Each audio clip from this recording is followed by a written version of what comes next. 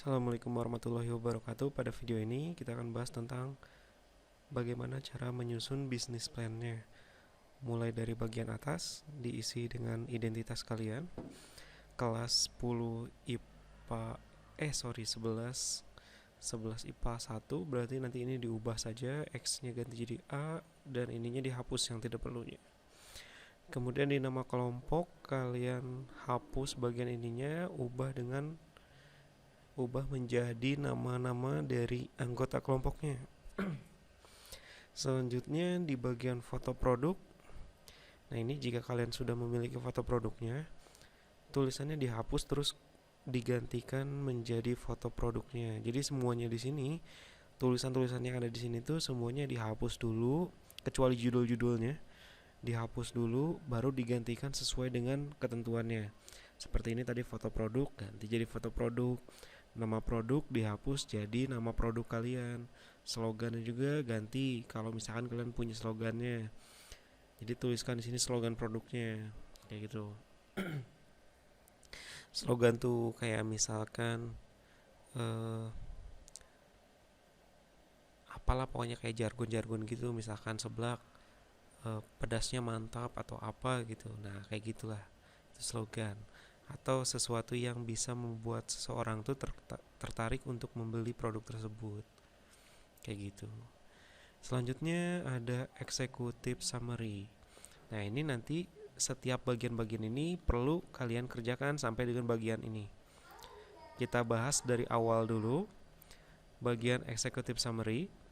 Yang pertama di sini kalian harus menjelaskan tentang latar belakang.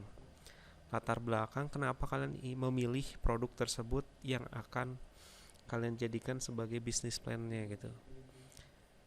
Kenapa, sebab awalnya tuh kenapa, dijelaskan. Jadi bentuknya nanti si file ini tuh akan jadi seperti makalah. Jadi kalian jelaskan selengkap-lengkapnya, sejelas-jelasnya sebab kalian ingin melakukan bisnis tersebut. Selanjutnya dilanjutkan dengan visi dan misi. Kalian ketikkan saja visinya apa, misinya apa, serta tujuan yang ingin dicapainya apa. Nah, bagian executive summary ini maksimal 1 halaman, tidak boleh lebih. Jadi kalian bikin berparagraf-paragraf, tapi maksimalnya 1 halaman saja. Nah, bagi yang masih bingung, visi dan misi itu apa bedanya? Jadi visi itu sebagai tujuan atau titik di mana yang ingin kalian capai. Misi itu merupakan cara-cara untuk mencapai visi tersebut. Jadi hal-hal yang akan kalian lakukan tuh apa aja untuk mencapai visi tersebut. Seperti itu. Lanjut bagian 2, target market. Target market ini bisa diartikan sebagai target pembelinya. Produk kalian itu ditujukan untuk pembeli-pembeli yang seperti apa atau orang-orang yang seperti apa. Misalkan produk susu bayi misalkan. Ini contoh umum aja ya. Susu bayi misalkan itu target pembelinya siapa? Target marketnya pasti bukan bayinya, pastinya ibu dari bayi tersebut. Kayak gitu target marketnya. Atau misalkan produk mobil-mobil mewah, target marketnya siapa? Yang jelas orang-orang yang punya banyak uangnya. Bisa sesederhana itu menentukan target marketnya. Atau lebih spesifik lagi. Nah, untuk lebih spesifik lagi kalian bisa lihat dari beberapa segi. Pertama, demografis. Demografis itu perbedaan mulai dari jenis kelamin, pekerjaan dan lain-lainnya.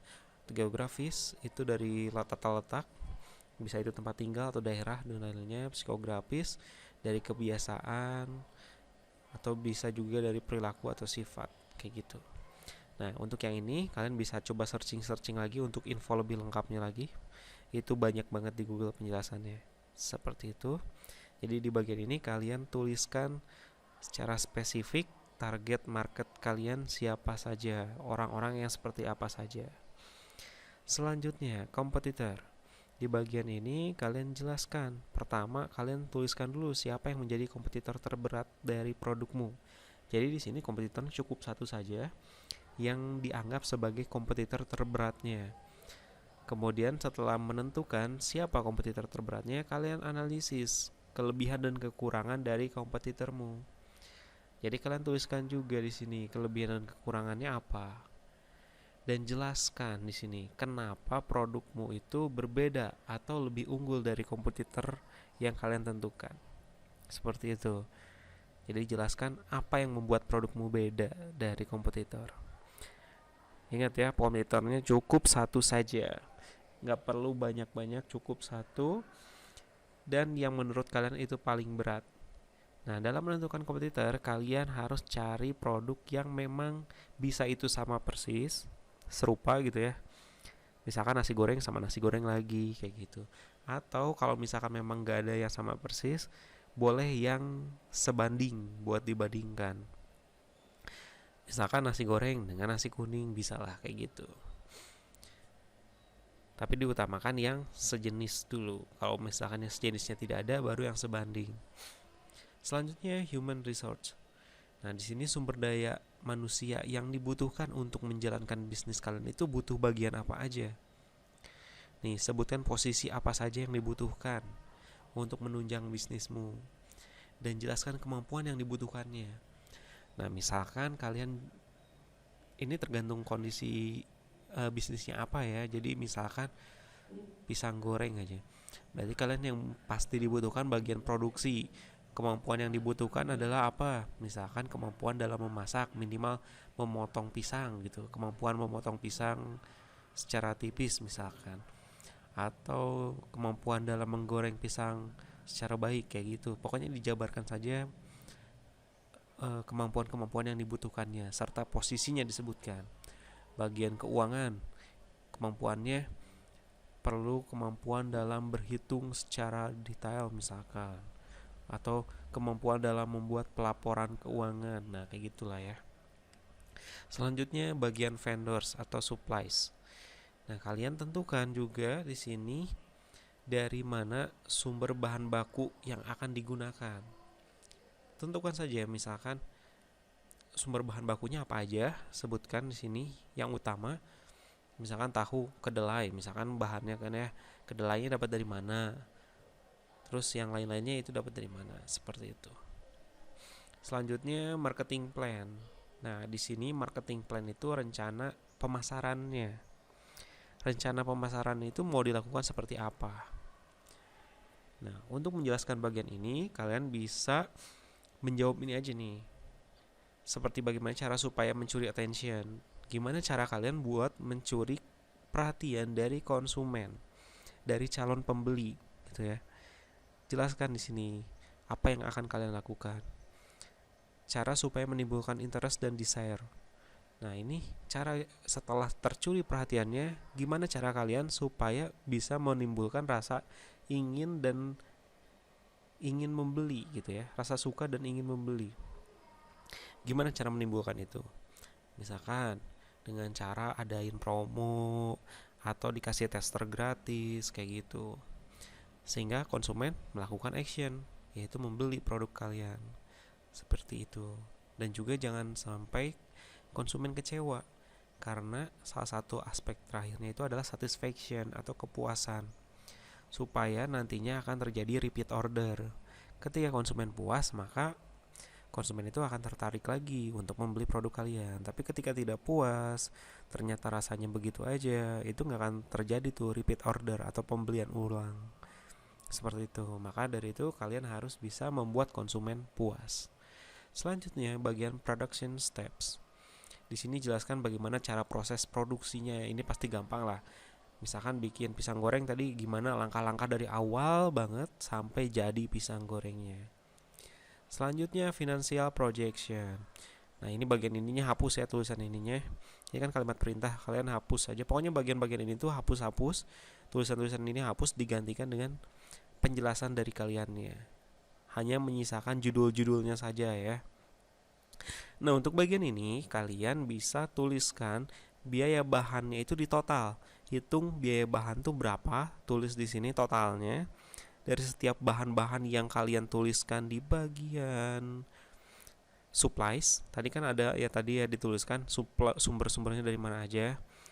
Nah, di total nanti biaya bahannya di sini. Terus biaya tenaga produksi. Biaya tenaga produksi itu berarti biaya orang-orangnya yang membuatnya. Itu bisa melihat dari bagian sini, human resource. Di sini kan tadi ditentukan bagian-bagiannya apa aja. Nah, kira-kira mau kalian bayar berapa setiap bagian itu? Di total juga. Kemudian biaya tidak tetap lain. Nah, ini biaya tidak tetap lain tuh maksudnya gimana? Jadi biaya tidak tetap itu adalah biaya atau variable cost ya. Jadi variable cost itu merupakan biaya yang dikeluarkan setiap kali produksi. Setiap kali produksi itu mengeluarkan apa saja dalam satu kali produksi itu. Misalkan bisa itu gas tabung gas ya, itu bisa, atau misalkan kalau listrik air itu udah bisa ditentukan di bagian bawah. Itu kita golongkan ke dalam biaya tetap saja. Terus biaya tetap, balik lagi dulu, tunggu, biaya tidak tetap dulu. Tadi bisa itu gas, terus bisa itu kemasan itu, atau misalkan ya hal-hal di luar itulah. Bisa gas tadi, kemasan termasuk, terus kresek-kresek kecil buat membungkus itu juga masuk biaya tidak tetap, kayak gitu. Selanjutnya biaya tetap. Nah, ini kebalikannya. Kalau yang tadi satu kali produksi, kalau biaya tetap tuh biasanya dalam beberapa kali produksi. Kan produksi bisa satu hari menghasilkan sekian produk. Nah, kalau listrik, air itu kan bayarnya nggak setiap hari. Itu per bulan bisa, atau per tahun mungkin, kayak gitu. Jadi nggak dalam satu kali produksi. Jadi listrik dan air ini kalian perkirakan saja berapa nominal yang kalian gunakan ketika memproduksinya. Jadi total ini udah terisi ceritanya ya. Tadi yang bagian ini 1, 2, 3 dan 4 ini udah terisi semua. Kemudian ditotalkan lagi di sini. Totalnya berapa? Jadi ini hanya penjumlahan saja ya. Totalnya berapa, kemudian biaya pemasaran. Nah, ini biaya pemasaran, ini bebas sebetulnya, nggak harus 10% saja. Kalian boleh menentukan secara nominal, secara langsung, misalkan 100.000 atau 50.000 atau 10.000 itu boleh. Atau mau hitung 10% dari total harga produksi juga boleh, kayak gitu. Selanjutnya di total lagi, yang ini ditambah yang ini, totalnya tulis di sini, seperti itu. Ini bagian perhitungan harga pokok produksi ya. Nah, ini udah beres satu. Selanjutnya yang bagian kedua, perhitungan harga jual. Tadi total HPP-nya berapa? Disalin saja dari sini ke sini. Kemudian jumlah produk yang dihasilkan. Dalam satu kali produksi, yaitu kalian menghasilkan berapa banyak. Satuannya itu boleh 1 kilo, atau misalkan bentuknya kemasan gitu, 10 bungkus, itu boleh-boleh aja. Seperti itu. Itu tergantung cara kalian menjualnya. Kalau memang jualannya itu per kilo, disarankan ditulisnya di sini per kilo. Tapi kalau dijualnya dalam bentuk kemasan, disarankan di sini tulis bentuk jumlah kemasannya, berapa bungkus gitu. Seperti itu. Nah, sekarang bagian HPP per unit. HPP per unit artinya HPP dibagi unit. Total yang ini dibagi yang ini. Seperti itu. Misalkan ya, total HPP-nya 1 juta. Jumlah produk yang dihasilkan misalkan 10 unit. Maka HPP per unitnya 1 juta dibagi 10 berarti 100.000. Kayak gitu. HPP per unit. Jadi harga pokok untuk memproduksi 1 unit itu 100.000. Itu ya. Dilanjut laba atau persen marginnya. Margin itu selisih antara harga modal dengan harga jual. Jadi kalian di sini mau menentukan persentase keuntungannya mau berapa persen. Nah, misalkan kalian mau menentukan 5% aja atau mau 10%. 10% dari HPP per unitnya gitu ya. Kalian berarti misalkan mau menjualnya, kalau itunya 100 berarti jadi 110. Ini Kalau 10% berarti untungnya 10.000. Sorry, di sini ditulisnya 10.000. Jadi di totalnya 110.000. Kayak gini. Jadi 10% dari 100.000 itu adalah 10.000. Caranya pasti tahu lah ya, 10% dikali 100.000. Kemudian ini dijumlahkan. Bagian terakhir, total HPP-nya, ini perhitungan break even point. Break even point itu jadi kapan kalian akan balik modal, ketika penjualan keberapa. Nah, di sini tuliskan lagi tadi total HPP-nya berapa.